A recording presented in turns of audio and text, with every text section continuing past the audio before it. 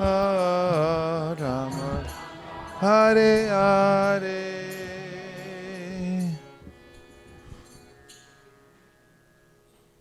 Thai Gaur Premanande.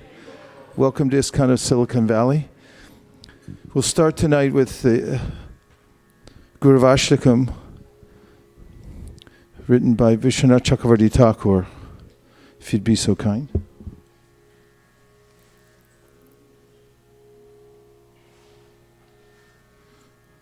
And can somebody grab a book stand? Get us, yeah. The first of the prayers in the Guru Vaisesika describes the condition of the material world, which is hopeless as a out of control forest fire. The only way that a forest fire can be contained ultimately is when there's a downpour. Krishna arranges for such things for the living entities who are suffering in the burning heat of the material world. Although he sends his agents, he's the source of that mercy, just as the ocean evaporates, creates clouds, which then bring the rain. Krishna's the original source of the water or the mercy that comes down to the living entities in the material world through his representatives. Samsara davanadalita loka chanaya karunya ganaghanatvam praptasya kalyana gunarnavasya Vande Guru Shri Charanarvindam Mahaprabho Kirtana Nritya Gita Varitramadyan Manasora Sena Romanchakam Pashutaranga Bhajo Vande Guru Shri Charanarvindam Shri Vigrahara Dhana Nityanana Shringara Tanmandira Marjanadao Yuktasya Bhaktam Shchaniyunjatopi Vande Guru Shri Charanarvindam Chaturvidha Shri Bhagavat Prasada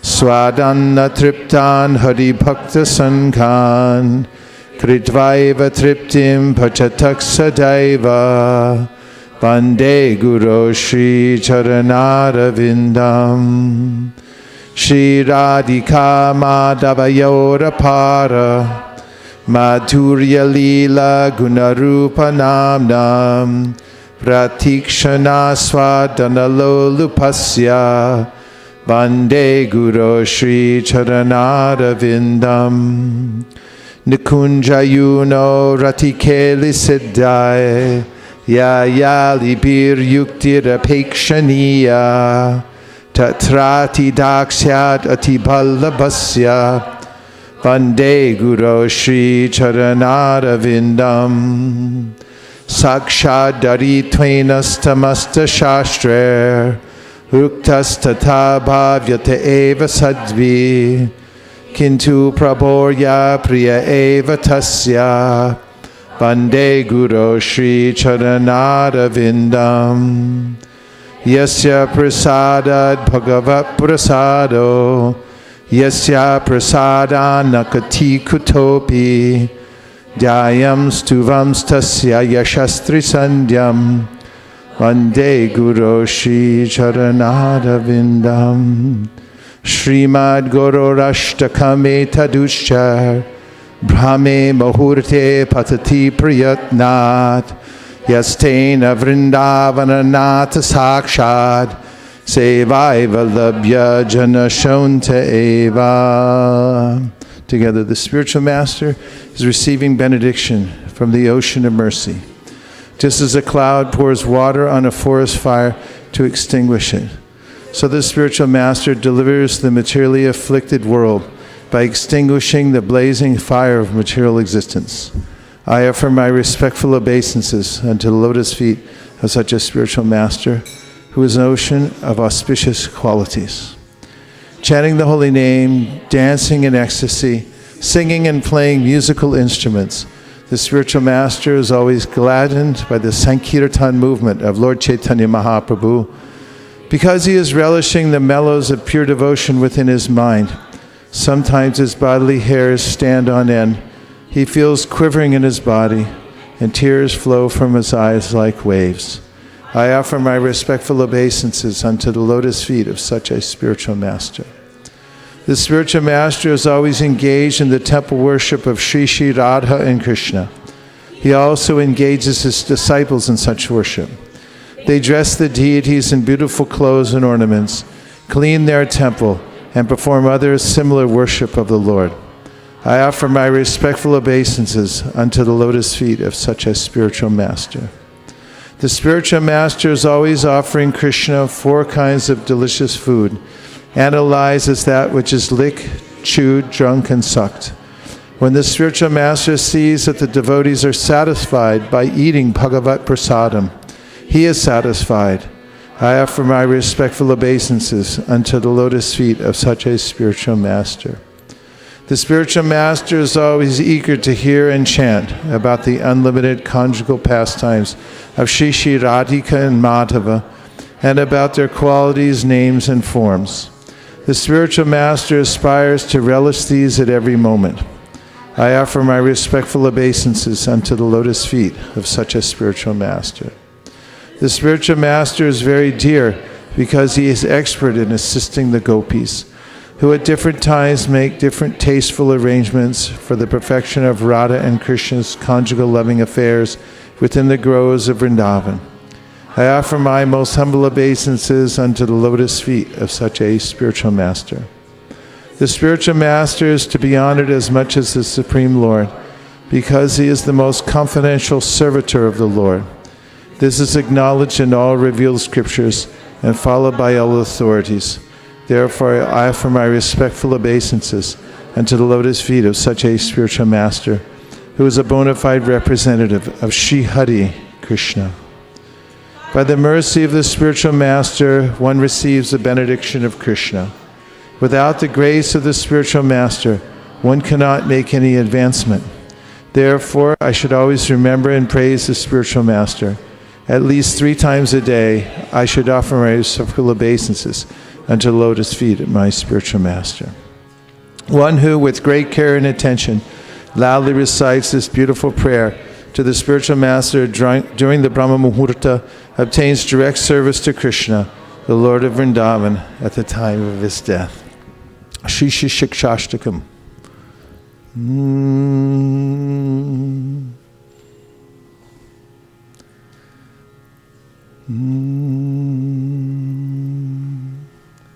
Too low? It's okay.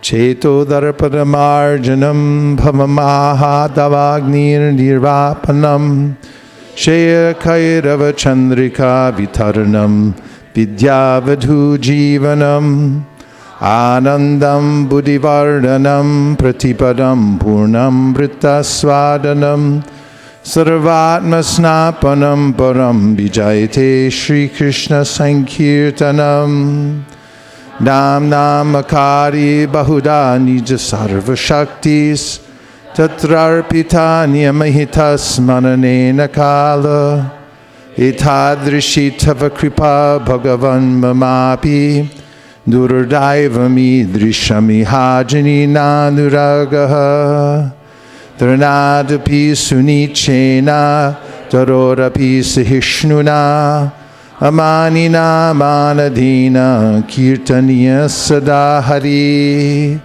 Nadhanam Najanam Nasundarim Kavitam Vajagadisha Kamaye Mama Janmani Janmanishvare Bhavatad Bhakti Rahai Tukitvayi Ainanda Tanuja Kinkaram Patitam Mam Vishame Bhavam Budao Kripaya Tava Pada Pankaja Stitatuli Sadrasham Vachintaya Nayanam Galada Shudaraya Varanam Gadgadarudaya Gira Ulakara nichitam papukada tavanama grahane bhavishyati yugayatam nimeshena chakshusha pravrashayitam shunyayatam jagat sarvam govinda virahena me ashlishyava paratam pinashtumam adarshanam marmahatam kurutuva yata tatava vitatatu lampato mat prananatastu seevana para mat prananatastu seevana para mat prananatastu seevana para. Go ahead.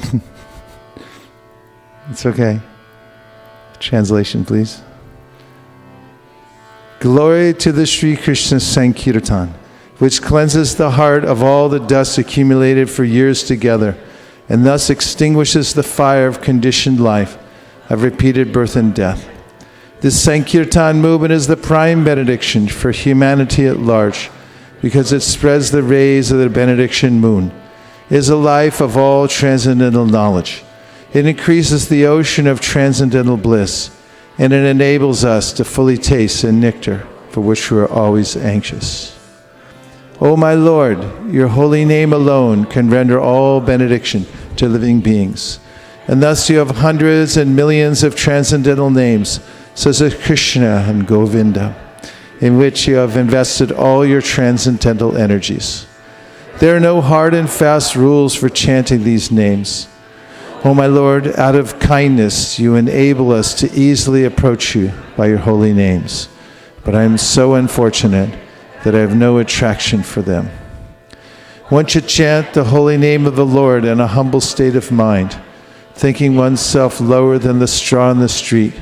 One should be more tolerant than a tree, devoid of all sense of false prestige, and ready to offer all respects to others. In such a state of mind, one can chant the holy name of the Lord constantly.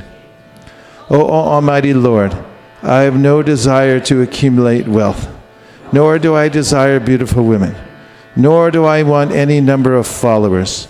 I want only your causeless devotional service, birth after birth. O son of Maharaj Nanda Krishna, I am your eternal servitor. Yet somehow or other I have fallen into the ocean of birth and death. Please pick me up from this ocean of death and place me as one of the atoms at your lotus feet. O my Lord, when will my eyes be decorated with tears of love, flowing constantly when I chant your holy name? When will my voice choke up, and when will the hairs of my body stand on end at the recitation of your name? O Govinda, feeling your separation, I am considering a moment to be like 12 years or more. Tears are flowing from my eyes like torrents of rain, and I am feeling all vacant in the world in your absence. I know no one but Krishna as my Lord, and he shall remain so even if he handles me roughly by his embrace, or makes me broken-hearted by not being present before me. He is completely free to do anything and everything, for he is always my worshipable Lord, unconditionally. Tulsi Puja.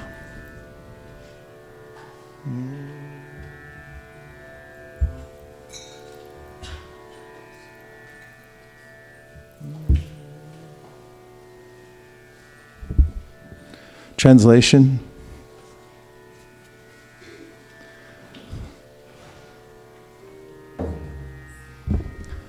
I offer my repeated obeisances unto Srimati Vrinda, Srimati Tulsi Devi, who is very dear to Lord Keshava. O Goddess, you bestow devotional service to Krishna and possess the highest truth. O Tulsi, beloved of Krishna, I bow before you again and again. My desire is to obtain the service of Shri Shri Radha Krishna. Whoever takes shelter of you has his wishes fulfilled. Bestowing your mercy on him, you make him a resident of Vrindavan. My desire is that you also grant me a residence in the pleasure groves of Sri Vrindavan Dham, Thus, within my vision, I shall always behold the beautiful pastimes of Radha and Krishna. I beg you to make me a follower of the cowherd damsels of Braja. Please give me the privilege of devotional service and make me your own maidservant. This very fallen and lowly servant of Krishna praise may always swim in the love of Shri Radha and Govinda. What? Those who circumambulate Srimati Tulsi Devi step by step destroy whatever sins they have committed, even the killing of a Brahmana. Namo Namo Tulsi Krishna Preyasi Namo Namo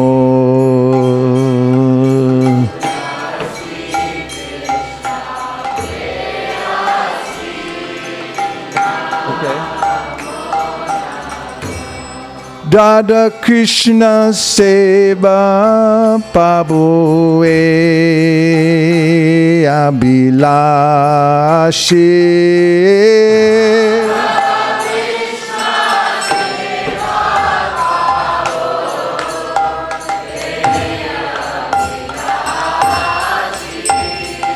Namo Namo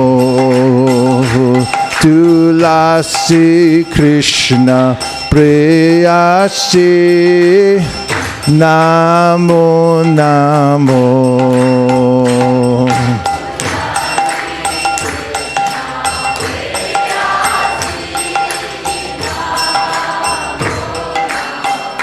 Jeto Mada Sharna Loy Tara Bancha Purna Hoy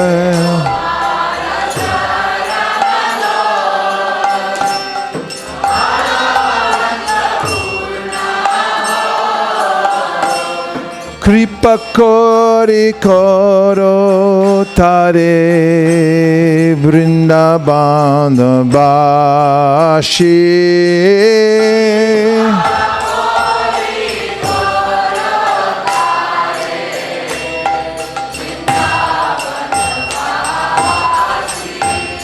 Namo Namo Tulasi Krishna Preyasi Namo Namo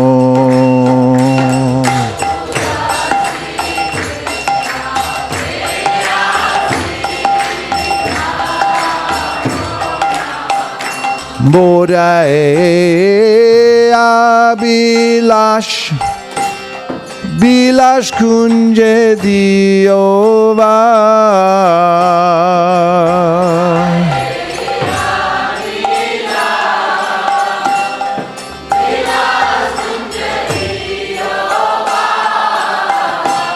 Nayane Haribo Sada Jugala Ruparashi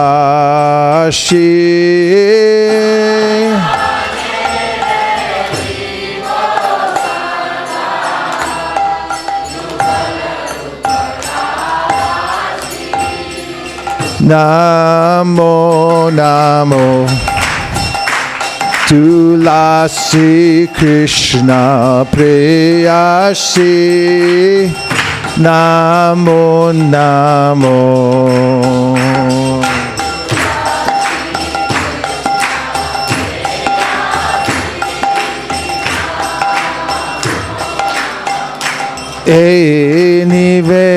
Nivedana Daro Shakiranu Koro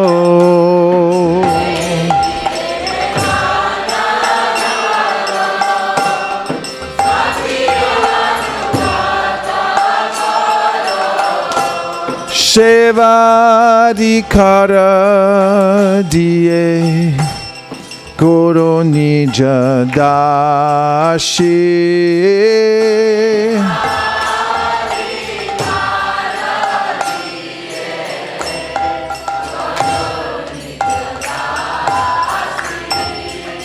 Namo Namo Tulasi Krishna Preyasi Namo Namo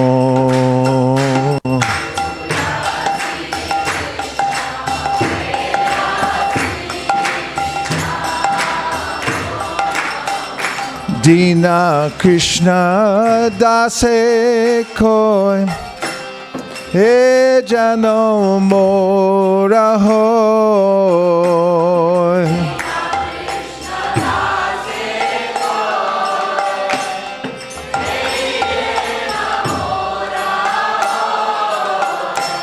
Shri Radha Govinda Preme Shada Jano Bashi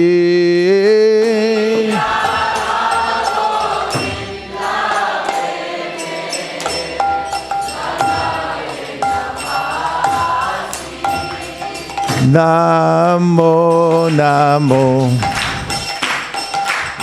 Tulsi Krishna Preyasi Namo Namo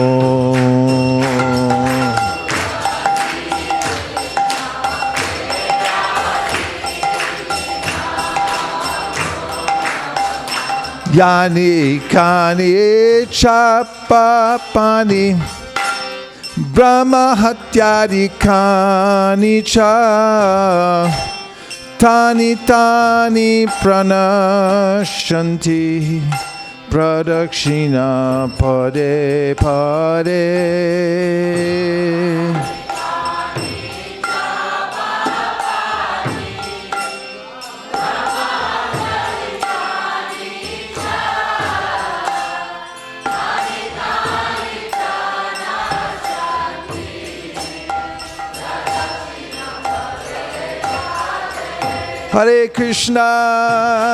Hare Krishna, Krishna Krishna, Hare Hare, Hare Rama, Rama Rama, Hare Hare.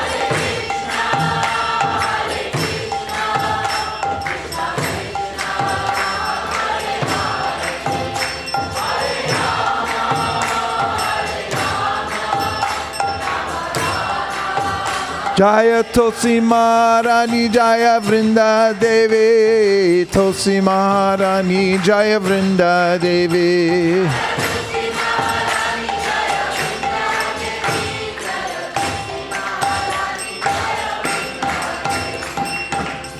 Jai Gaura Premanande Hari Hari Bo Om Jnanatimirandasya Jnananjana Shalakaya Chakshuran Militamina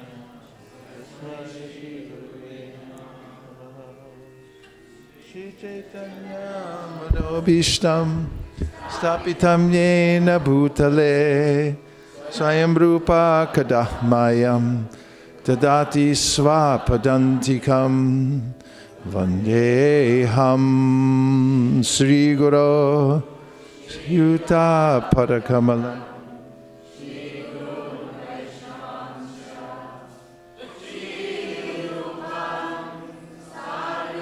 Tam Sahagana Raghunatham Vitam Tam Sajivam Sadvetam Sadvadutam Parijana Sahitam Krishna Chaitanya Devam Shri Radha Krishna Padam Sahagana Lalita Shri Vishakam Vitamscha He Krishna Karuna Sindhu Dinabandho Jagatpate Gopesha Gopika Kanta Radha Kanta Namostute Tapta Kanchana Gaurangi Radhe Vrindavaneshwari Vrishabhanu Sute Devi Pranamami Hari Priye Vancha Kalpatarubhyascha Kripa Sindhubhya Evacha Vatitanam Pavanebhyo Vaishnavebhyo namo namaha. Jaya Shri Krishna Chaitanya Prabhu Nityananda Shri Advaita Gadadhara Shivasari Gaura Bhaktavinda. Hare Krishna Krishna Krishna Hare Hare Hare Rama Rama Rama Hare Hare Gaur Premanande Haribol. So I'll be reading some excerpts from the 10th canto of the Srimad Bhagavatam, 87th chapter. And if anybody's read this recently or in the past, you'll know that this is the prayers of the personified Vedas, and that this could be a lifetime project, studying this chapter. It is philosophically one of the most interesting chapters that you will find in any book, what to speak of the Srimad Bhagavatam. So I'm just reading excerpts from places that I've earlier marked when going through this chapter for the sake of stimulating conversation. So please be prepared to be stimulated, and then we'll have more conversation based on what we hear. This is from 1087:20.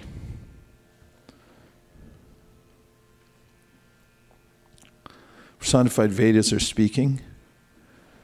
The individual living entity, while inhabiting the material bodies he has created for himself by his karma, actually remains uncovered by either gross or subtle matter.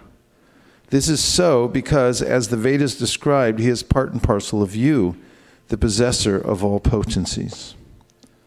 Having determined this to be the status of the living entity, learned sages become imbued with faith and worship your lotus feet, to which all Vedic sacrifices in this world are offered, and which are the source of liberation. Before I go into the purport, what did you hear so far? Just reflect back a couple of the points that you heard that profoundly changed your life in the last 30 seconds. Yes, we have several hands. Okay, 1, 2. Or whoever gets the mic first. Okay, 1, 2, 3. Go ahead. Go ahead. Yes. So basically what this says is that... Just one point. Don't give a whole summary.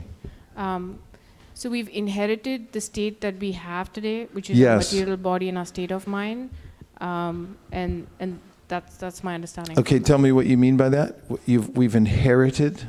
So based on our past karmas, Yes. we've the way we look and the way we feel and our personalities are kind of a reflection of our karmas.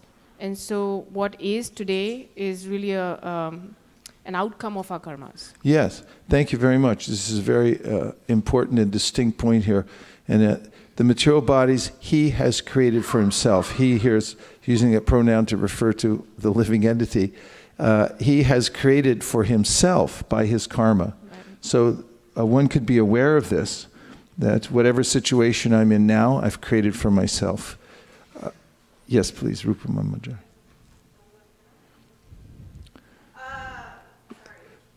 Please offer technical help. Dandavat Pranam. Thanks. All Vedic sacrifices are offered to Krishna. I mean, it's actually addressed directly to him, to his lotus feet. Even though if we look at like the table of contents of the Vedas, that's not necessarily obvious. But actually, they all are going to him one way or the other. Yeah, that's a good point. And who can say where Krishna says such a thing in the Bhagavad Gita? Yes, say it. And then we're coming over to Sri Antariksha after that. Go ahead. It's 15:15. Sarvasya chaham hridi sannavishto mata smritirgana apohanam cha vedesha sarve ahamerva vedyo vedanta krit veda vedaiva chaham. Defend your choice, please. So in the second line, Krishna says that vedesha sarve ahameva vedyo. From all the Vedas, I am to be known. And then he says that I am the compiler of Vedanta Sutra. Okay, what she said was all sacrifices were meant for him, right? Or to be offered to him? Okay, who has the verse, please, on the top of their brain, where it should be resting right now? Huh?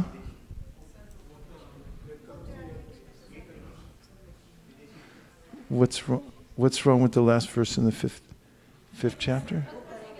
What's wrong with Bhoktaram What's anybody got against Bhoktaram Jagatapasam? Doing so many other verses, that's the one, right? Bhoktaram Jagatapasam, Sarvaloka Maheshwaram, Suridam Sarvabhutanam Gyafamam Shanta Briche. Okay, Sri Antariksha, make your point, but tell us what that verse means first, what we just said. I was not paying attention. Bhoktaram Jagatapasam. It was in relationship to the point that Krishna is the beneficiary of all sacrifices. They're all meant to be offered to him. So Bhoktaram Yajna Tapasham. So I am the ultimate beneficiary of all yajnas and sacrifices. Well, there it is. Okay, good. Go ahead. So Maharaj, what struck me here is the word. So after the living entity has created a body based on his karma, he actually remains uncovered by other gross or subtle matter. Now, isn't that profound? Another verse that's quoted frequently in Prabhupada's purports from the Vedas, it says something similar, but in a very concise way. 4 words only. Asango hyayam purushaha. Everyone say, Asango hyayam purushaha. The living entity actually has no sangha with the material world. Good to know, right? This is a profound point made here that the living entity actually is uncovered either by gross or subtle matter. So this is an interesting conundrum that's somehow or other we've become connected to the material world, even though we have nothing really to do with it, ultimately. We make a sangha with it, very artificially. Any last point before we go to the purport? A point you heard that you like to amplify? There's several here. 1, 2, 3.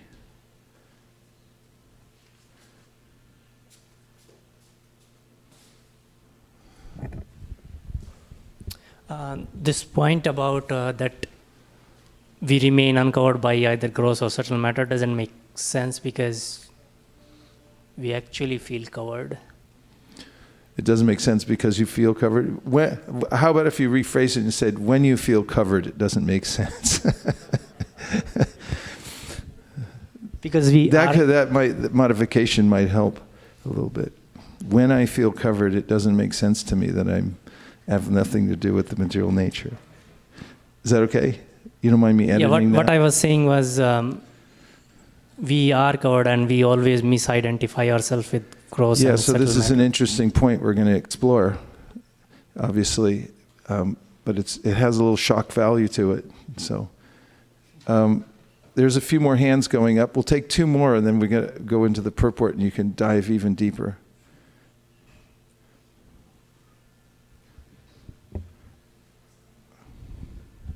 I was just looking at the point where it says learned sages become imbued with faith and worship.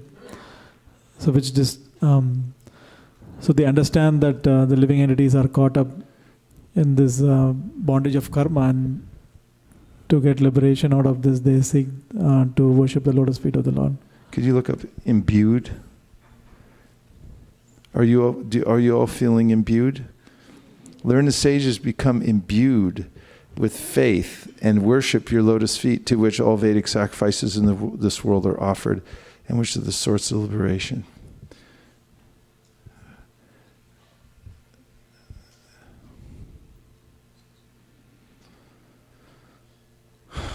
It means inspire or permeate. The origin is late Middle English in the sense of saturate. Saturate. Okay. From French, imbu. Yes. Means moisten. Moisten. Soaked with faith. And Latin also, imbutus also means moisten. What? Last part you said? In Latin, imbutus also means moisten. Moistened. Okay. Purport. Actually, we're going to look at word for word, because let's look at the word for word. Swa, by himself. Krita, created. Pureshu, in the bodies. Amishu, these. Abahi, not externally. Antara, or internally. Samvaranam, whose factual envelopment. Tava, your. Purusham, living entity. Vadanti, the Vedas say. Akila, of all. Shakti, energies. Dhrita, of the possessor. Anksha, as the expansion. Kritam, manifested. Iti, in this manner. Nra, of the living entity. Gatim, the status. Vivichya, ascertaining. Kavaya, learned sages. Nigama, of the Vedas. Avapanam, the field in which all offerings are sown. Bhavataha, your. Upasate, they worship. Ankrim, the feet. Abhavam, which cause the cessation of material existence. Bhuvi, on the earth. Vishvasita, having developed faith. Purport. Not only does the Supreme Lord remain totally uncontaminated, I'm going to read from my book. Not only does the Supreme Lord remain totally uncontaminated when he resides within the material bodies of the conditioned souls, but even the infinitesimal jiva souls are never directly touched by the coverings of ignorance and lust they acquire while passing through repeated cycles of birth and death. Thus, the Taittiriya Upanishad 3.10.5 proclaims, Sayach chayam purushe yash chasav aditye sa ekaha. The soul of the embodied living being is one with him who stands within the sun. Similarly, the Chandogya Upanishad teaches, Tattvamasi, you are non-different from the supreme truth. In this prayer, the personified Vedas refer to the finite enjoyer of material bodies, the jiva soul, as an expansion of the transcendental reservoir of all potencies, the Supreme Lord. The term Anksha Kritam, made as his portion, must be properly understood, however, in this context. The jiva is not created at any time, nor is he the same kind of expansion of the Lord as the omnipotent Vishnu Tattva expansions. The Supreme Lord is the proper object of all worship, and the subordinate jiva soul is meant to be his worshipper. The Supreme Lord enacts his pastimes by showing himself in innumerable aspects of his personality, whereas the jiva is forced to change bodies whenever his accumulated karmic reactions so dictate. According to the Sri Narada Pancharatra, Yat tatastam tuchidrupam swasamvedyad vinirgatam ranjitam gunaragena sajiva iti katyate. The marginal potency who is spiritual by nature, who emanates from the self-cognizant samvit energy, and who becomes tainted by his attachment to the modes of material nature, is called the jiva. Although the jiva soul is also an expansion of Lord Krishna, he is distinguished from Krishna's independent Vishnu expansions by his constitutional position on the margin between spirit and matter. As the Mahavaraha Purana explains, Shwamshash chata vibinangsha iti dvidha shaishyate angshino yatu samartyam yat swarupam yatastati tadeva naunumatropi behidam swamsham shino kvachit viminam sholpa shakti syat kinchit samartya matra yuk. The Supreme Lord is known in two ways, in terms of his plenary expansions and his separated expansions. Between the plenary expansions and their source of expansion, there is never an essential difference in terms of either their capabilities, forms, or situations. The separated expansions, on the other hand, possess only minute potency, being endowed only to a small extent with the Lord's powers. The conditioned soul in this world appears as if covered by matter, internally as well as externally. Externally, gross matter surrounds him in the forms of his body and environment, while internally desire and aversion impinge upon his consciousness. They impinge upon his consciousness. Appreciating the impinge word. But from the transcendental perspective of realized sages, both kinds of material coverings are insubstantial. Is this helping you back there? By logically eliminating all material identities, which are misconceptions based on the soul's gross and subtle coverings, a thoughtful person can determine that the soul is nothing material. Rather, he is a pure spark of divine spirit, a servant of the Supreme Godhead. Understanding this, one should worship the Supreme Lord's lotus feet. Such worship is the fully bloomed flower of the tree of Vedic rituals. One's realization of the splendor of the Lord's lotus feet, gradually nourished by the offering of Vedic sacrifices, automatically bears the fruits of liberation from material existence and irrevocable faith in the Lord's mercy. One can accomplish all this while still living in the material world. As Lord Krishna states in the Gopalatapani Upanishad, Mathura Mandale Yastu Jambu Dvipe Stito Tava Yor Chayet Patimam Prati Same Priyataro Bhuvi. One who worships me in my deity form while living in the district of Mathura, or indeed anywhere in Jambudvip, becomes most dear to me in this world. Srila Sridhar Swami prays, Twad Ankshasya Mahesh Mameshana Twan Maya Krita Bandhanam Twad Angri Sevam Adishya Parananda Nivartaya. My Lord, please free me, your partial expansion, from the bondage created by your Maya. Please do this, O abode of supreme bliss, by directing me to the service of your feet. Can I have a Gita, please? If you can't get a Gita at a Hare Krishna temple, you're in big trouble. In the 13th chapter, you're, I'm sure, familiar with Krishna's statement near the end, Mukarvin, where he says that the soul doesn't, a person fixed in the Brahman conception, just as air doesn't mix with any other substance, similarly the soul doesn't mix with the body.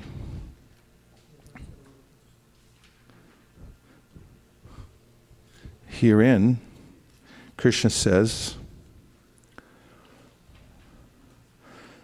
that's 1332 in the Bhagavad Gita.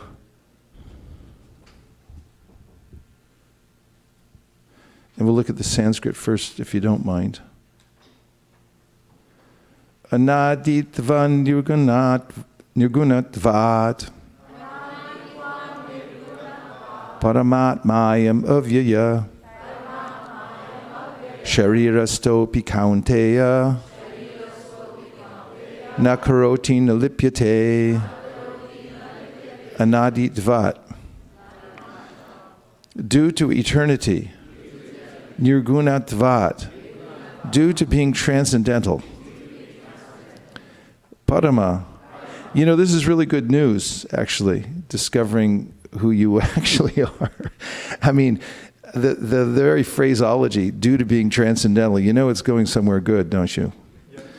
Because, the bad news really is that I develop, according to Carl Jung, he said that we develop a false self in this world. I mean, he was studying the psychic movements of living entities, and there's a way in which we develop a false sense of ourselves. We create a whole persona based on false ego. Prakrite kriyamanani gunai karmani sarvasha ahankara vimudatma kartaham iti manyate. It's a really disjointed situation, so much so it looks foolish. Krishna says, vimudatma, the person acting under the impression that I am something that I'm not. In other words, his false sense of self, his shadow self, as Carl Jung said, is missing out on what he actually is, which is something really substantial. And that's why this verse is kind of startling. It's like, oh, wait a minute, I'm not this material body and I have nothing to do with the body. And the source of all difficulty for the living entity in the material world is singular. It means that bhayam dvitiya binibeshatasyad ishad apetasya viparya yosmriti. I misidentify myself as being the false self, the dvitiya. There's a second idea or a shadow, and I think this is me. But actually I'm not. And then I have I become estranged from the Supreme Personality of Godhead by my wrong-headed position in the world. And this causes me, binibeshata, I become absorbed in matter. And so it's a very important news to become reoriented to my actual self. And this verse is helping us in this way. Nirgunatvat, due to being transcendental. Parama, beyond material nature. Atma, spirit. Ayam, this. Avyaya, inexhaustible. Sharirasta, dwelling in the body. Api, though.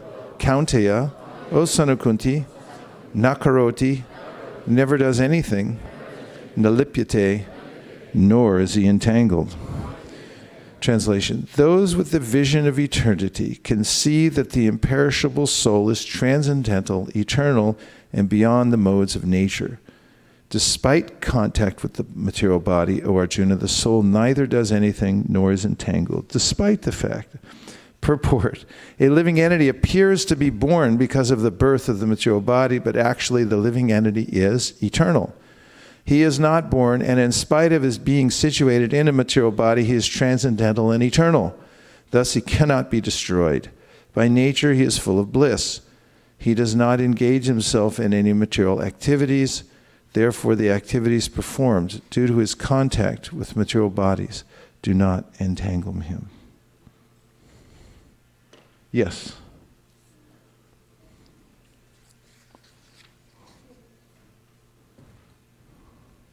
Maharaj, then who get entangled then? If the soul is what we are, but then who get entangled? Well, the point being made here is one phrase that was used within the purport is our connection with matter is insubstantial.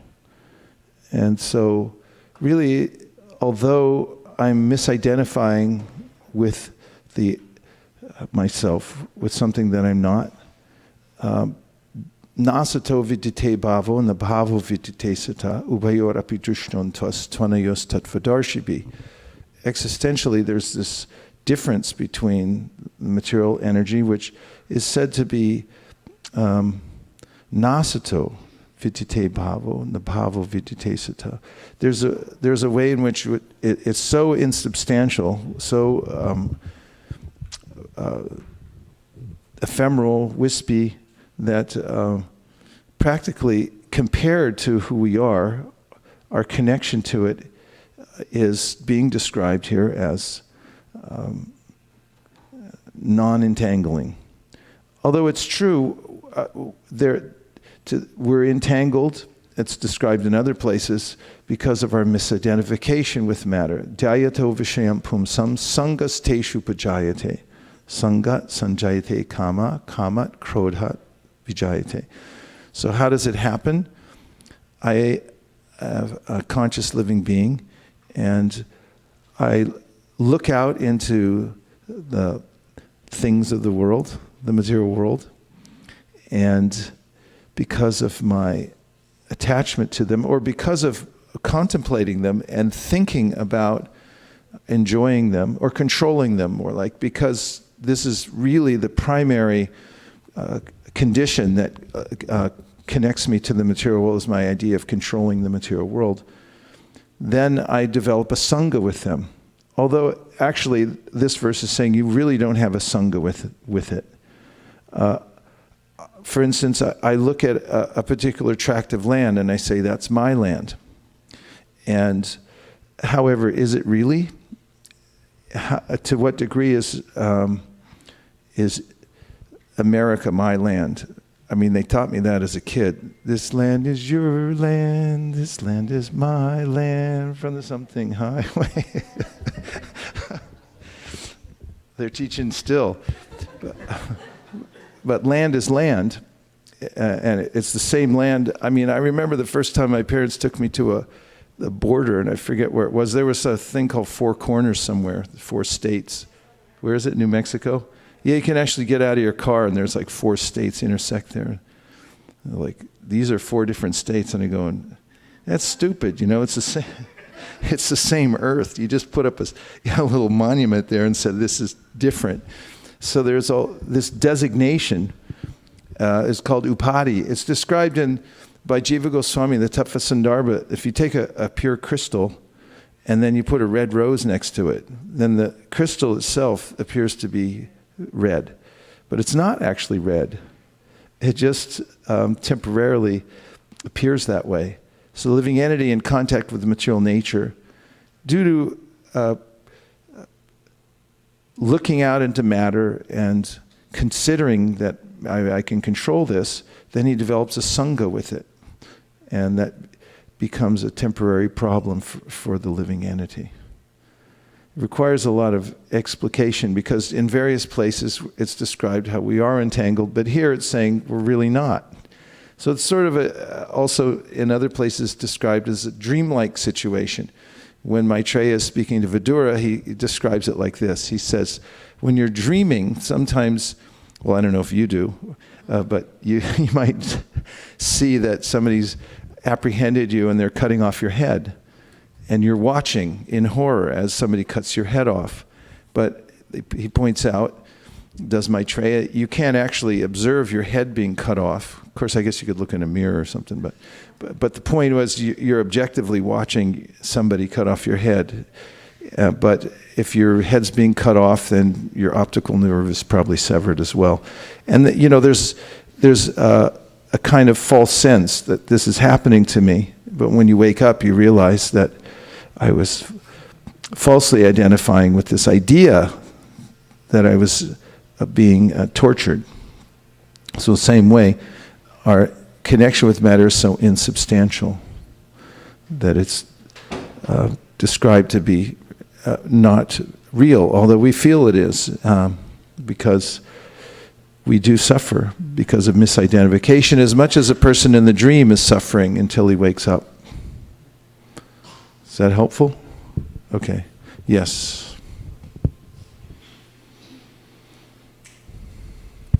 So Maharaj, in the purport, right after the first verse from the Narad Pancharatra, where it is defining the soul to be a marginal potency, and it says that it emanates from the self-cognizant samvit energy.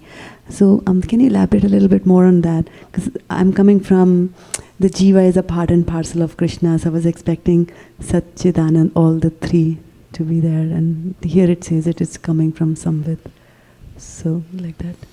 Well, it's normally described as coming from, the energy of the soul is a tatastha, and which means that he can be influenced by either side. And as far as the potency of samvit and the connection with, is the verse at the bottom here? Yeah, yat tatastam tuchidrupam swasam vedyad vinirgatam ranjitam gunaragena sajiva iti kachite. Is that the one? The marginal potency, who is spiritual by nature, who emanates from the self-cognizant samvit energy, and who becomes tainted by his attachment to the modes of material nature, is called the jiva.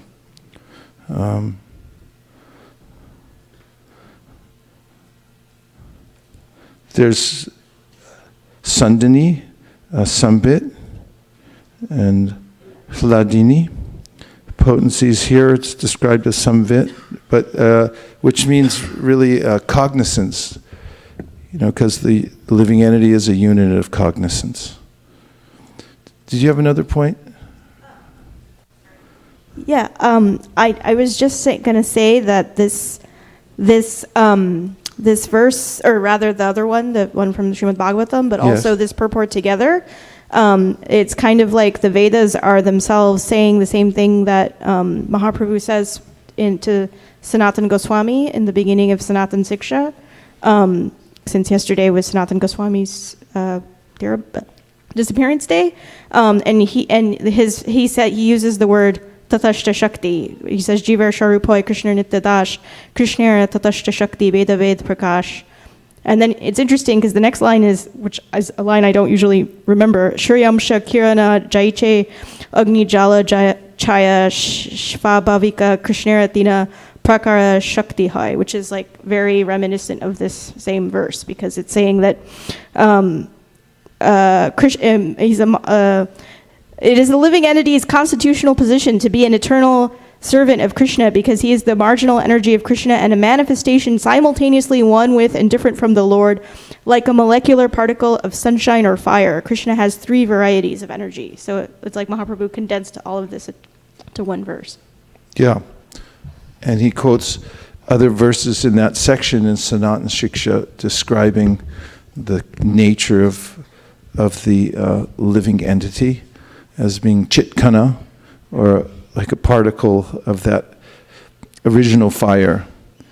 And this is very important because most people don't have this distinction or understand that there is a distinction of energies, that there is the internal potency, external potency, and the marginal potency. Vishnu Shakti Para Prokta, Kshetra Gyakya Tata Para, Avidya Karma Sangyangya, Tritiya Shakti Rishite. This is another verse that Mahaprabhu invokes in that section, giving us an idea of the 3 categories of energy. One is the internal potency, the other is the external potency, or Maya, and then there's the in-between potency, or the marginal jiva, who can be influenced by either side.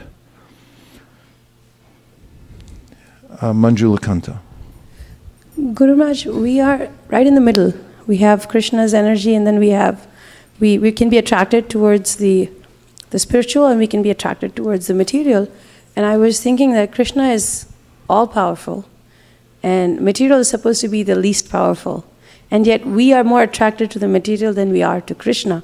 How does that happen? If Krishna is right inside us, and He is the energy that gives us the ability. Mahaprabhu answers that in the section of teaching to Sanatana Goswami. He says, Daivahi esha gunamayi mama maya duratyaya mameva ye prapadyante maya metam turantite. And that is that the material energy, this divine energy of mine, he describes the external energy as also his energy. And although it's described by Krishna in the 7th chapter of the Gita, he says, Bhumirapo anulovayu kamano buddhi evacha ahankara itya me bina prakriti rashtra. There's the separated or a lower energy, which is earth, water, fire, air, ether, mind, intelligence, and ego. And then he says, Aparayamitasthonyam prakritim vidime param jiva bhuta mahabaho yayedantare tejaga. Besides this inferior energy, there's a superior energy of mind, which are the living entities. But then he says they're struggling hard with material nature. So how can that happen if the living entity is superior to matter anyway? Same category as the Lord. And you have this... and the answer is Daivahi Esha Gunamayi. It's actually Krishna's divine energy. And because of the constitutional size of the living entity, which is, Mahaprabhu says to Sanatan, Kesha gra shatabhagasha sharam shashadrishatmakaha jiva suksva swarupa yam sankyatito hi chitkana. It's tiny, tiny, tiny, tiny, like an atom size, and therefore can be controlled by the material energy. Now, just take a modern day example. Let's just say that The superior energy manipulates the material energy. Let's just say you're Steve Jobs or Steve Wozniak, and you get this idea that I'm going to create a little computer-like thing, and then a few years later you decide to make the computer the size of a thing you can hold in your hand, like a smartphone, right? So then, you get all this intelligence because you're a superior energy and you know how to manipulate the lower energies. I mean, that takes a lot of intelligence to make a smartphone, right? So you make it, and then next thing you know, you're addicted to it. I think even the founder of Apple said, he monitors how much he watches screen time every day because, it's dangerous. You can actually, it can take over your life. And next thing you know, that inferior energy that you manipulated is now manipulating you. Living entities do this all the time. They create things, and it's described in the Bhagavatam to be like creating a silkworm makes a cocoon and then gets inside it. He's so smart. He knows how to make a cocoon, but he forgot he's like building it around himself. Gets in there like, hey, wait a minute. So living entities do that too. They manipulate the heck out of this place, but then they get captured by it because it's Daivahi Yesha Gunamayi. And there's no way out except for surrendering unto the Supreme Lord, because although we are the same category of energy, we're fully dependent on the Supreme Personality of Godhead to become unencumbered. But how do we surrender when everything we do makes us feel like we are more and more competent until we get to a point where we become incompetent, right? Well, you could just take a peek at reality and see that you're helpless, akinchana. You really have nothing no assets really, and no ways of being protected other than ultimately taking shelter of the Lord. That's reality, says Queen Kunti. And if you see that, then you're in a good position to surrender to the Supreme Personality of Godhead. Would you like to hear another section, or do you want to keep drilling into this? Another section? I'm not clear on the votes because we don't have a constitution or an organized way of actually... Actually, I really like this verse. There was more sections in here. There's a verse from the Gopal Tapani Upanishad that says, Mathura mandale yastu jambudvipe stito tava. So if you're in the Mathura mandale, means if you're in Mathura mandala. Or jambudvipe, if you're in Jambudvip. Stito, that's where you're situated. Yor chayet pratimam prati same priyataro bhuvi. One who worships me in my deity form while living in the district of Mathura, or indeed anywhere in Jambudvip, becomes most dear to me in this world. Yeah, I see it put a smile on a lot of your faces because it's so nice that here's a solution to this whole conundrum of being entangled in the material world. And it's what the verse I quoted earlier suggests that one should do. Bhayam dvitiya abhinibesha tasyad ishad apetasya viparya yosmriti tanmayato tam buddha abhajatam bhaktyayika yesha gurudeva tatma. So the problem is I've identified myself with material nature, which I actually have nothing to do with. We established that part already. And now I've become abhinibeshata. I'm absorbed in matter. Now the solution is turn around the other direction and look at Krishna. Tanmayatam buddha abhajatam bhaktyayika yesham. With one pointed attention, worship Krishna. So you can get a deity of Krishna and you can worship him. And Kapila Dev says the devotees become very happy because the deity has a beautiful smile. And when you come in the temple room or in your home where you create a temple, and you're offering nice scents to the deity and everything, you're carried away by that. And he said even neophytes, those who are just beginning the process of bhakti, if they come in and see the deity, smell the incense, the flowers, they hear the chanting, they watch others dancing before the deities, they become imperceptibly liberated just by being around the deity. Isn't that nice? And everyone here on Janmashtami, 10,000 people come here to this little place, and they come in I always admire how they come in and they go through, just even if they can see the Lord for a few seconds, they'll stop there and see. and they'll be imperceptibly liberated by the environment.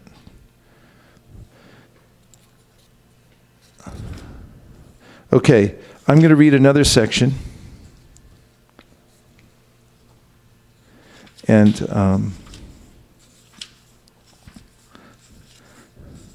it has to be marked, otherwise it didn't make a major impression. Okay, here it is. This is from 10:87:25.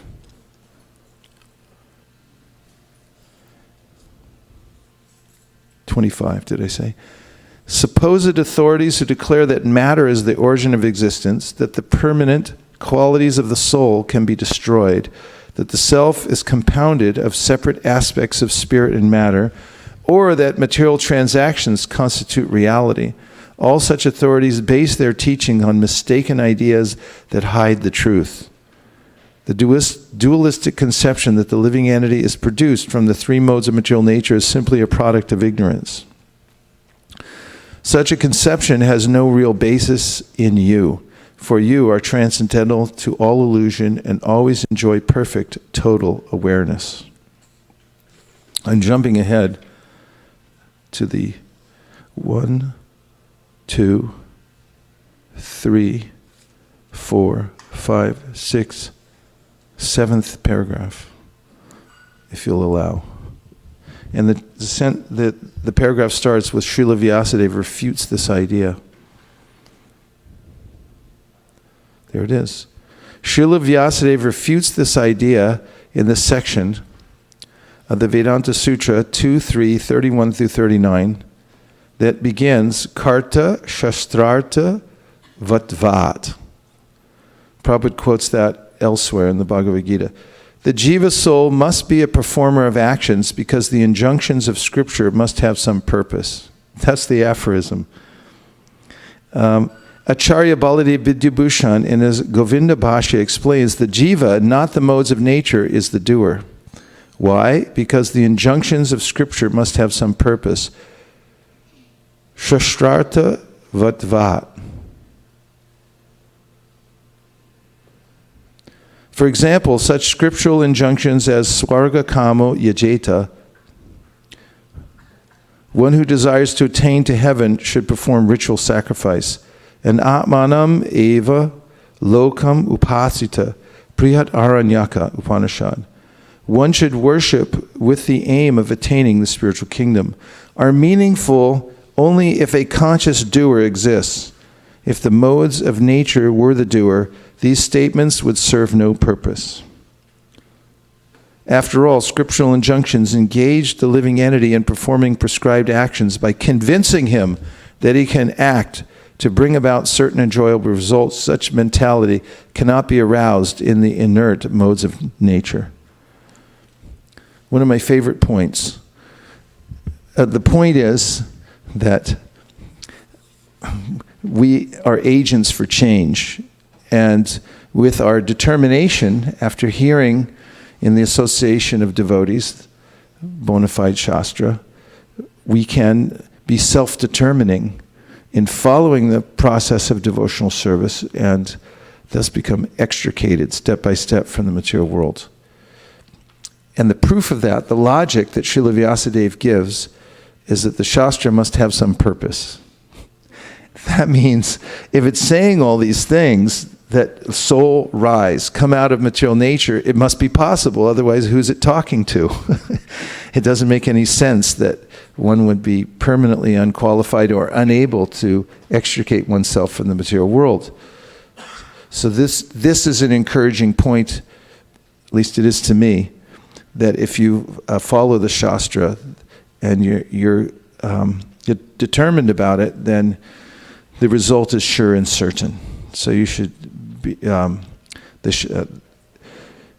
be determined and patient in the process. Another point here is a sort of an auxiliary point, but is that although the Shastra makes various gives various enticements for living entities to attain things like heaven, which in the Bhagavad Gita, Krishna disparages quite strongly, because he says, Shinye punya martya lokam vishante evam tridharmam anuprapana gatagatam kama kabalabante. You try all these kind of fruitive activities to attain a higher position in the material world, and you're going to use up the pious credits and fall back down anyway. So he says that's foolish. Don't try for that. It's insubstantial. Nonetheless, the Shastra advises people to do that. And Chaitanya Mahaprabhu explains that this is one of the ways in which those who are entangled in the material world get drawn away from their material attachments, is by being induced to try to elevate themselves through the process of karma kanda. And then they develop a little faith because they see it actually works.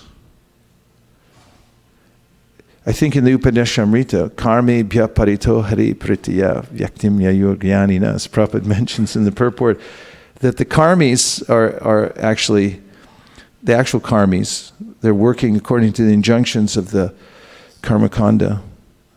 Because they're following scripture, they're a little glorified. They're better than the vikarmis, that's for sure. And when they get some faith, then step by step, and hopefully when they're performing some Vedic sacrifice, somehow or other, they'll come in contact with a devotee. And by that association, then they'll develop faith in the Vaishnava scriptures, and they'll be able to advance in devotional service.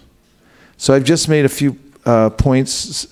One of them is from the paragraph in the book, and then I made a couple of auxiliary points. And would you like to discuss them a little more? Shraddha Wood and Shriyanta Riksha's got a hot hand over there today. So we'll go to him next. So Maharaj, when we say that the soul does the action and we contrast that with the 5 factors of an action, are we saying the soul's action is to desire? Because there's that other verse also which says ahankara vimoodatma karta hamiti manyate. So how do we understand that? So the analogy that is given in the Govinda Bhashya, which is a commentary in the Vedanta Sutra, Baladev Bijibhushan says it's like a stick. And if the stick, the living entity is the stick is like the ultimate impetus comes from the living entity.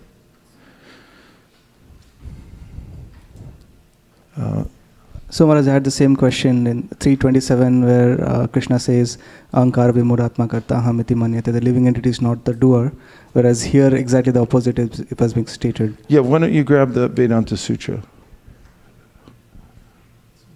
Huh? Vedanta Sutra. It's at the bottom shelf. You don't have the Vedanta Sutra? Are you sure? I'd be surprised if we don't have it.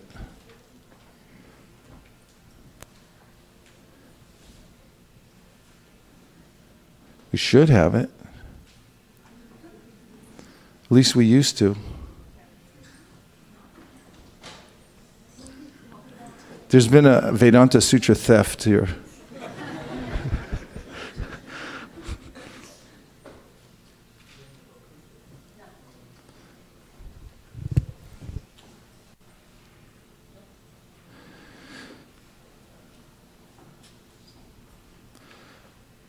When a person's conditioned by the modes of material nature, we can find out what happened to that. It would be nice, and if not, just order another one, please. And please, if there are any pundits stealing Vedanta Sutras, please put them back. Okay, 327, I'm going to read you the purport.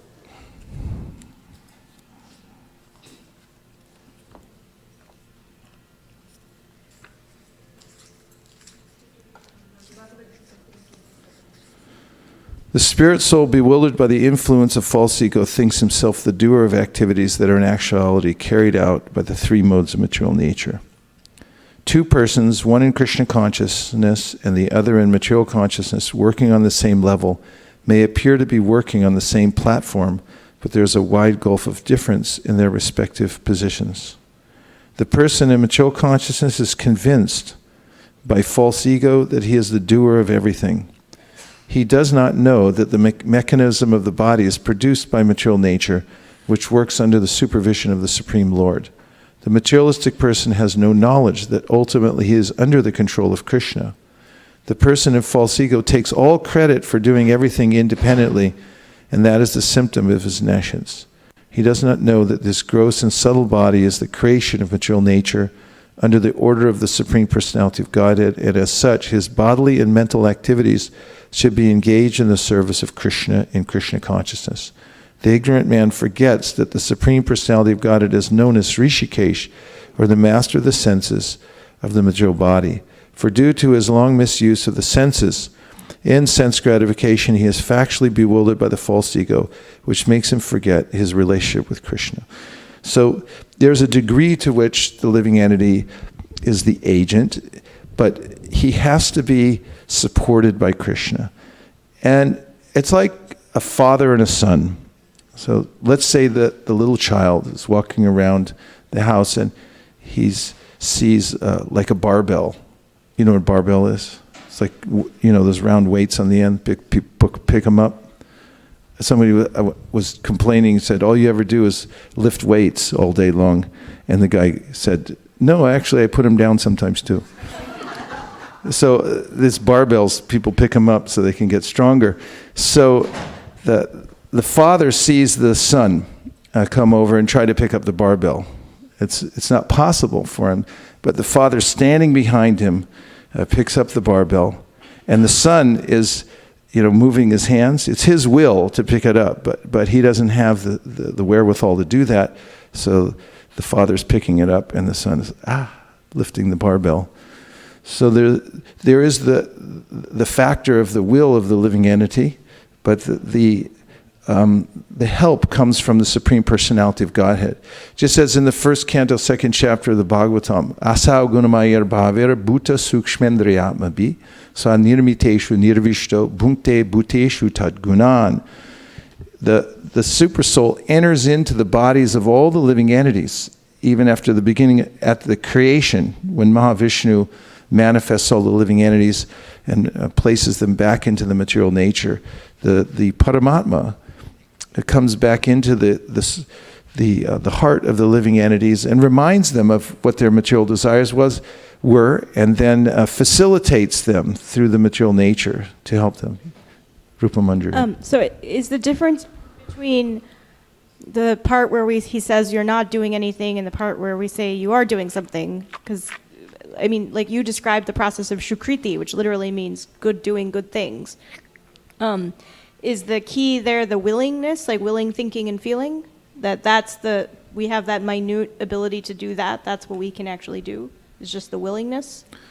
Well, it's willingness in full consciousness of who one is. Because past this verse, we find Tattvavittu Mahabaho Gunakarma Vibhagayo Gunaguneshu Vartanta Iti Matva Nasajjite. Shall we look at that verse? Because that's kind of a counterpart to this verse. And where is it? It is... Where is it? It is.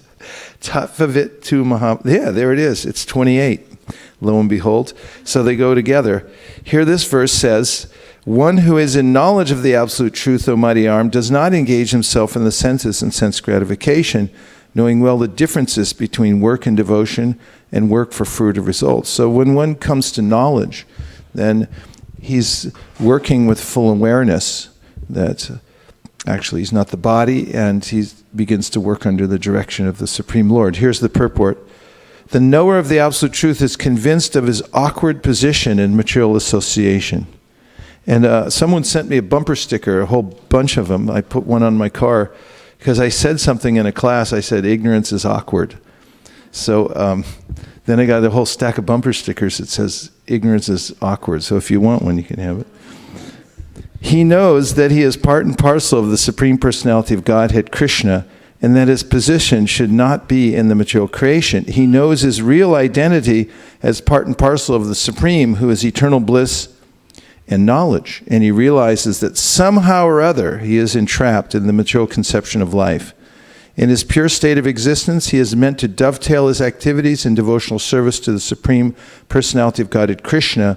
He therefore engages himself in the activities of Krishna consciousness and becomes naturally unattached to the activities of the material senses, which are all circumstantial and temporary. He knows that his material condition of life is under the supreme control of the Lord, consequently is not disturbed by all kinds of material reactions. That's important, which he considers to be the mercy of the Lord. According to Srimad Bhagavatam, one who knows the absolute truth in three different features, namely Brahman, Paramatma, and the Supreme Personality of God, it is called Tattvavit. For he knows also his own factual position in relationship with the Supreme. Was that helpful as a counterbalance to the last verse? Okay, Rupa Manjari? Yes, it was. Okay, yeah, that's all right. Sundarananda Prabhu, yes, okay, go ahead. Or whoever had the mic there. Prabhu, go ahead. So, one verse that's connected to this whole discussion is 5:15, the Bhagavad Gita, verse 5:15, where paraphrasing, Lord Krishna says that he doesn't take responsibility for the living entities' actions and their reactions. And Prabhupada in the purport, he explains about how the living entity is in a bewildering condition because of his own choices that he makes. Yeah, which brings us back to the first verse we read tonight. Thank you. That's a very important verse to enter into evidence if we'll look at the Sanskrit. Most people know this chapter, but Nadate kashchit papam nachaiva sukritam vibhu Ajnanavritam jnanam tena huyanti jantava. And the translation is, nor does the Supreme Lord assume anyone's sinful or pious activities. Embodied beings, however, are bewildered because of the ignorance which covers their real knowledge. Purport. The Sanskrit word vibhu means the Supreme Lord who is full of unlimited knowledge, riches, strength, fame, beauty, and renunciation. What does the word vibhu mean?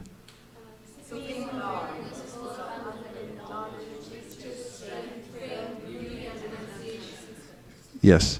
He is always satisfied in himself, undisturbed by sinful or pious activities. He does not create a particular situation for any living entity, but the living entity, bewildered by ignorance, desires to be put into certain conditions of life, and thereby his chain of action and reaction begins. A living entity is, by superior nature, full of knowledge. Nevertheless, he is prone to be influenced by ignorance due to his limited power. The Lord is omnipotent, but the living entity is not. The Lord is vibhu, or omniscient. But the living entity is anu, or atomic. Because he is a living soul, he has the capacity to desire by his free will. Such desire is fulfilled only by the omnipotent Lord. And so when the living entity is bewildered in his desires, the Lord allows him to fulfill those desires. But the Lord is never responsible for the actions and reactions of the particular situation which may be desired. Being in a bewildered condition, therefore, the embodied soul identifies himself with the circumstantial material body and becomes subjected to the temporary misery and happiness of life. The Lord is the constant companion of the living entity as Paramatma, or the Supersoul, and therefore he can understand the desires of the individual soul, as one can smell the flavor of a flower by being near it. Desire is a subtle form of conditioning for the living entity. The Lord fulfills his desire as he deserves. Man proposes and God disposes. The individual is not therefore omnipotent in fulfilling his desires. The Lord, however, can fulfill all desires, and the Lord, being neutral to everyone, does not interfere with the desires of the minute independent living entities. However, when one desires Krishna, the Lord takes special care and encourages one to desire in such a way that one can attain him and be eternally happy. The Vedic hymns therefore declare, Esha u hyeva sadhu karma karayate tam yam ebyo lokebhya uninishate esha u eva sadhu karma karyati yam adho ninishate. the Lord engages the living entity in pious activities so that he may be elevated. The Lord engages in impious activities so that he may go to hell. That's from the Koshitaki Upanishad, which sounds a little Japanese to me. Agno jantur amisho yam atmana sukha dukayo ishvara prerito gachet swargam vashvabhram evacha. The living entity is completely dependent in his distress and happiness. By the will of the Supreme Lord, he can go to heaven or hell as a cloud is driven by the air. Therefore, the embodied soul, by his immemorial desire to avoid Krishna consciousness, causes his own bewilderment. Consequently, although he is constitutionally eternally blissful and cognizant, due to the littleness of his existence, he forgets his constitutional position of service to the Lord and is thus entrapped by nescience. And under the spell of ignorance, the living entity claims that the Lord is responsible for his conditional existence. In the Vedanta Sutra 2.134, the Vedanta Sutras also confirm this. Vishamya nagrinye na supekshatva tata hi darshayati. The Lord neither hates nor likes anyone, though he appears to. Thank you for entering that into evidence. We'll take a couple more, and then we better chant Hare Krishna. Yes. Sukeshri. Oh, Prabhu, you had the mic. You've been waiting. Go ahead, and then we'll go 1, 2, 3. Hare Krishna, Prabhuji. Hare Krishna. In the previous verse, and in the purport, it was said like the material activities, reactions of the material activities, and is mercy of Lord. That particular section. So I would like to understand. You'd like to understand that? I would like to understand. Actually, I had this question for a long time because of I'm just new here. How are adverse material activity reactions good for us? Or? No, Prabhuji. Basically, sorry for that. I would like to understand. Could you hold the mic below your lower lip? There, yeah, perfect. So I would like to understand how to differentiate between, is this a reaction of my imperfect senses because of which I am having this result, or is this a mercy of a Lord what has come to me? Well, you can. It depends on your frame of reference, but. The Bhagavatam says that if you develop a frame of reference that of the whole material world as being a place for your refinement, then and that the Lord's will is behind it, those two elements are important, then whatever happens to you adversely, and of course it comes from our own activities, that we've already established. And the quintessential verse from the Srimad Bhagavatam 10:14-8 says, Tate nukampam susamikshimano bunjana evatma kritam vipakam hritvagvapurvir vidadam namaste jiveta yo mukti pade sadaya bhak. And this translation says, my dear Lord, anyone, Brahma is saying, who earnestly waits for you to bestow your causeless mercy upon him, all the while patiently suffering the reactions of his past misdeeds and offering you respectful obeisances with his heart, words, and body, is surely eligible for liberation, for it has become his rightful claim. Purport Srila Sridhar Swami explains in his commentary that just as a legitimate son has to simply remain alive to gain an inheritance from his father, one who simply remains alive in Krishna consciousness, following the regulative principles of Bhakti Yoga, automatically becomes eligible to receive the mercy of the personality of Godhead. In other words, he will be promoted to the kingdom of God. The word susamikshimana indicates that a devotee earnestly awaits the mercy of the Supreme Lord, even while suffering the painful effects of previous sinful activities. Lord Krishna explains in the Bhagavad Gita that a devotee who fully surrenders unto him is no longer liable to suffer the reactions of his previous karma. However, because in his mind, a devotee may still maintain the remnants of his previous sinful mentality, the Lord removes the last vestiges of the enjoying spirit by giving his devotee punishments that may sometimes resemble sinful reactions. The purpose of the entire creation of God is to rectify the living entity's tendency to enjoy without the Lord, and therefore the particular punishment given for a sinful activity is specifically designed to curtail the mentality that produced the activity. Although a devotee has surrendered to the Lord's devotional service until he is completely perfect in Krishna consciousness, am I reading too fast? He may maintain a slight inclination, possible, to enjoy the false happiness of this world. The Lord therefore creates a particular situation to eradicate this remaining enjoying spirit.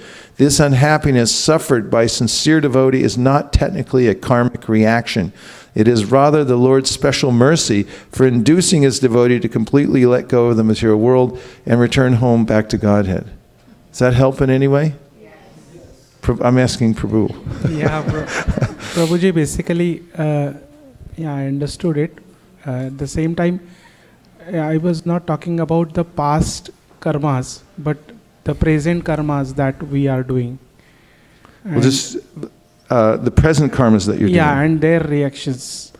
And what are they sometimes like the reactions of, so that, I should understand that whether this particular it was because of my imperfect senses this was done, or this was because of my, or and I'm to say how to take it as a mercy of Lord in that case, basically.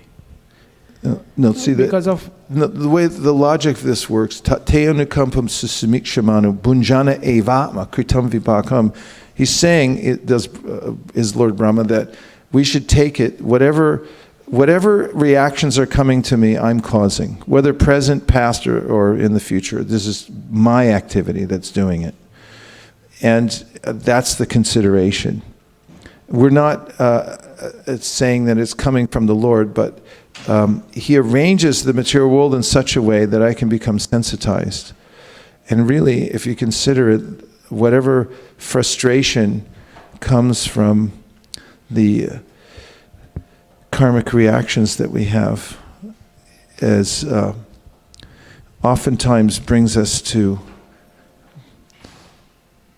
take more shelter of the Supreme Personality of God, and that's the inclination that we should develop. It is because of our ignorance and moving in the material world without proper knowledge or instruction that has caused my reactions in the material world. There was one more? Two more. 1, 2. So Prabhu, I was just thinking, just in short, for me to understand, when a living entity is, exposed to listening to Srimad Bhagavatam, makes the right choices because the intelligence is completely purified, listening to Shastras or, observing other advanced devotees, they will start using their will in the right way. So in that sense, when they use their will in the right way, Krishna also helps them to control their mind, and also that they are not affected by the 3 modes of material nature, and they can attain to the highest level. The other part that we were just reading before. So when you mentioned the before shloka, which said that the 3 modes of material nature acts upon the person, that is because of their own will again, right? So it's not to do with Krishna. It's to do with every living entity's what his desire is. So the desire is what is the culprit out of the whole thing. Right. Yeah, we're dependent on Krishna for everything. When we surrender to Krishna and take to devotional service, there may be some what appear to be reactions that are coming, but those are personally directed by Krishna to remove the last vestiges of the enjoying spirit of the devotee. It's what we just read, and this is indicated also by Narada in the 5th chapter of the 1st canto of the Bhagavatam, where he says, Navai jano jatu katan shandavrajan mukunda sevan yavaranga samsmritin smaran mukundang rupa guhanam punar vihatam ichen narasa grahojana. And that is, if a person takes to devotional service, a person who's surrendered to Krishna, then falls back down again, then that person doesn't undergo material existence like ordinary people do. Because having once taken shelter of the Lord, he remembers again and again the nectar of devotional service, even though he's unable to do it. And also Prabhupada said it's like a person who becomes, who's the son of a rich man, and somehow whether it becomes estranged for the family. It may seem like a bad situation, but it's not actually that bad, because he can really go home at any time. His very wealthy parents have all kinds of means to bring him back, whereas an orphan who really has no connection anywhere has no recourse except to suffer. So, Prabhu, the question that I was thinking about is the three modes of material nature act upon somebody, or even the mind acts upon somebody only when they are not desiring the right thing. If they are desiring the right thing, that I just want to surrender to Krishna, and and my will is to serve Krishna, then automatically the person at some point will be able to control the mind and also not be affected by the three modes, right? Right. But I'm just saying that Krishna takes a personal interest in the devotee. And when the devotee, somebody surrenders to Krishna, Lord Ramachandra said in the context of Bibhishana surrendering, he said, when somebody surrenders to me even one time, I become that person's protector from then on. I take it from there. So it's a different relationship with the modes of material nature. Thank you. Okay, last one. Gandharvika Radha Devi Dasi for the close. I think you answered, Prabhu, by reading this purport. Yeah, thank you. Anyway, this all comes under the category of Sambandha Gyan. It's important to remember the teachings of the personified Vedas and also of Krishna in the Bhagavad Gita, what our relationship here is with the material nature. No, I was just thinking that how Krishna it is said that, remember last time we read that 10,000, even 10 million times we cannot say, we cannot thank the Lord for the service opportunity. Yes. And I was just thinking, how come like he's like a mother, but he's neutral? Why a mother doesn't wait for the child to cry? Actually, as we talked about in other classes, Krishna says in the 29th chapter of the Bhagavad Gita, 29th verse of the 9th chapter, he says, Samaham sarvabhuteshu nami dveshostina priya ye bhajanti tumam bhaktya mai te teshu chapyaham. Krishna's not getting involved is actually his ultimate mercy, because really he wants the living entity to make his own choice to surrender. As we all have experienced for ourselves, the real impetus in Krishna consciousness has to come from us. If I decide myself that I'm going to surrender no matter what, it's an internal choice, and I made that decision. No matter what my external circumstance is at the time, it becomes practically inconsequential because I've made that determination. So the verse says, Samaham sarvabhuteshu nabi dveshostinapriya. Basically, Krishna is saying that I don't interfere with that part of your independence because you have to make the choice yourself. Of course, devotees get involved because they understand the purpose of the Lord's creation. So they go around like knocking on people's doors, chasing after them on the street and say, hey, by the way. But then Krishna says, Ye bhajanti tamam bhaktya mai te teshu chapyaham. That's the second half of the verse, according to our acharyas, indicates that when Krishna does get involved, it's a whole different thing, because he starts to reciprocate in unusual ways, like not inordinate ways. He's giving more than you could possibly imagine as Bhagavan. The first part's about Paramatma, who's really an order supplier in the material world. He's sort of, the whole material world's not very interesting because everyone's just self-centered, and Krishna's sort of supplying for them as the Paramatma, arranging through material nature. But when somebody surrenders, that's when it starts getting interesting. For the living entity and for Krishna too. He's like, what? Okay, we're on. And then he takes a personal interest and starts reciprocating in ways that are unimaginable. That's why Uddhava says that verse, the famous verse, Aho bhakiyam stanakala kutam jigham saya payat apyasadvi lebegatim datruchitam katonyam kamvadaya lum sharanam vrajema. Who would surrender to anybody else but Bhagavan, Krishna from Vraj? Because he saved Putana, and Putana came to kill him. but he just counted in the fact that she dressed like a mother. So it's like, okay, I'll take it. I mean, he's so merciful. So when Krishna gets involved, then everything starts, it goes to a completely different level. That's why we worship Krishna and nobody else. Hare Krishna. Nama Om Vishnu Padaya Krishna Preshtaya Bhutale Shri Mate Bhaktivedanta Swami Niti Namine Namaste Saraswate Deve Gauravani Pracharine Nirvishesha Shunyavadi Paschatya Deshatarine Jaya Shri Krishna Chaitanya Prabhu Nityananda Shri Advaita Gadadhara Shivasari Gaura Bhaktavinda Hare Krishna Hare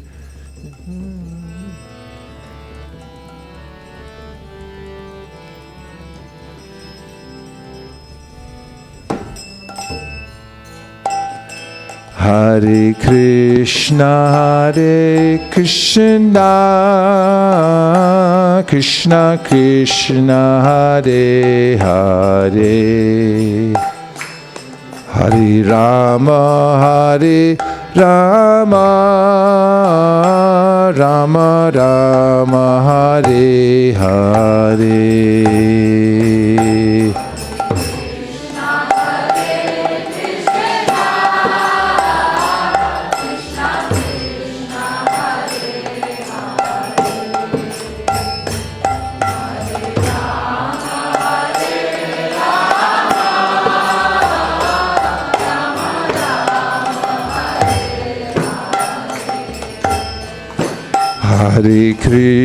Hare Krishna Krishna Krishna Hare Hare Hare Rama Rama Rama Hare Hare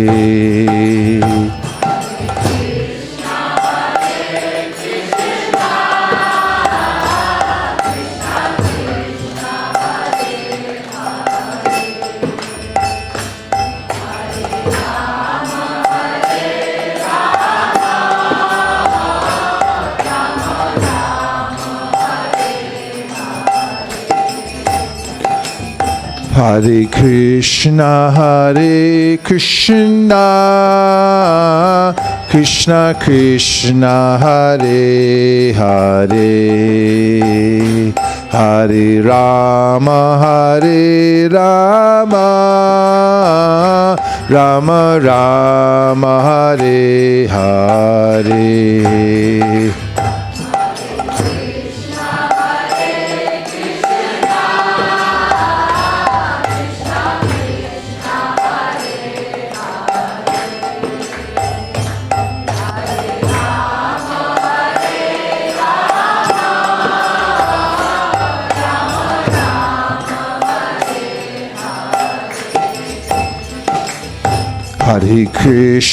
Hare Krishna Krishna Krishna Hare Hare Hare Rama Rama Rama Hare Hare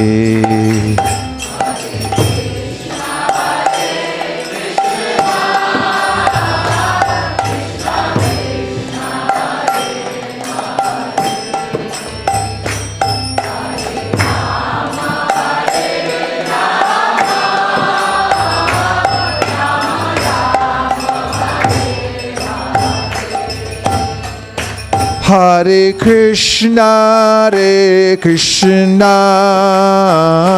Krishna Krishna Hare Hare Hare Rama Rama Rama Hare Hare Hare Krishna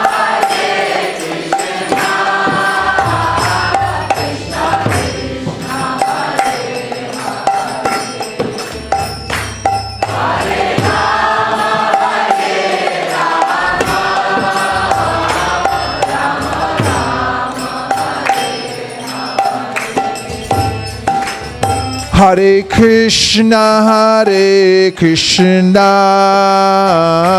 Krishna Krishna, Hare Hare, Hare Rama, Rama Rama, Hare Hare.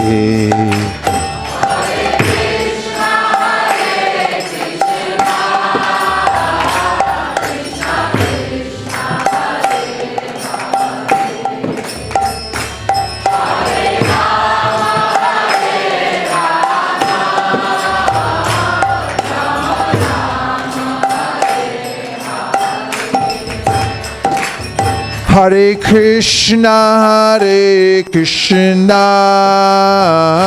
Krishna Krishna, Hare Hare, Hare Rama, Rama Rama, Hare Hare.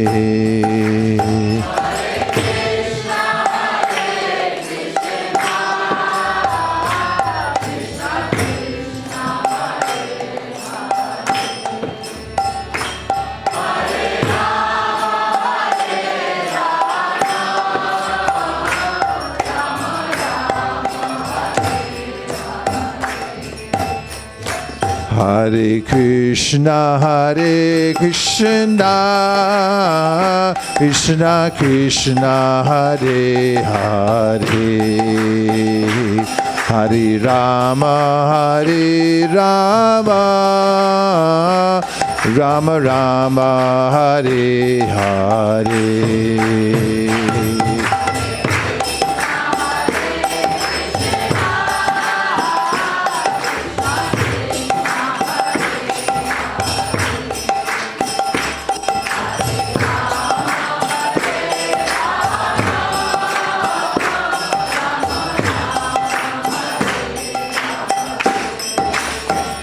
Hare Krishna, Krishna Krishna, Hare Hare, Hare Rama, Rama Rama, Hare Hare.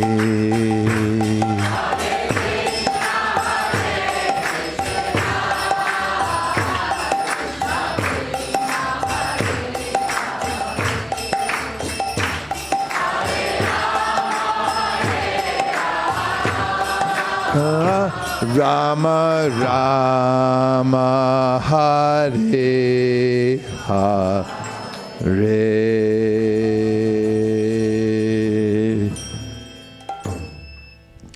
Now we're going to have an Artik ceremony, which perhaps it's the most beautiful ceremony, not just in Silicon Valley, not just in California, not in America,